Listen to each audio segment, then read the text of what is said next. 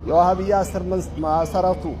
እንደነ ዓድ እንደነ ሰሙድ ንቅል ብሎ ከዲነ እስላም ላይ እስካልጠፋ ድረስ አላህ ከረህመቱ ያራቃቸው ሰዎች ናቸው፣ የተረገሙ ናቸው። የተረገመ ሰው ቅንነትን ይዞ ይቀርባል።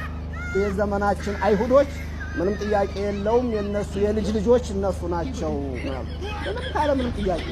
ሁሉ ጊዜ ተከታተል ባህሪያቸው፣ ውሸታቸው፣ ተንኮላቸው፣ ገንዘብ ይዘው አለመጥገባቸው፣ ለስልጣን መስገብገባቸው ምናምን ዲነ እስላም ማንቆሻሸት ስታይ አይሁዳ ያው የነሱ ፋብሪካ ኮፒ ናቸው የምንለው ብዙ ጊዜ ደጋግመን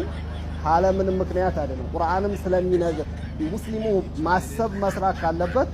እዚህ ውስጥ ያለውን መጅገሮች ስማምን ሁሉ ጊዜ የሚመጣመጡትን ውስጥ ያለውን አረማሙ የሚባል አለ ውስጥ ያለውን ነቀርስ አንዱ ትልቅ የይሁዳን ዓላማ አሳካ ከሚባለው በሁሉ ተጥሮ ያልተቻለውን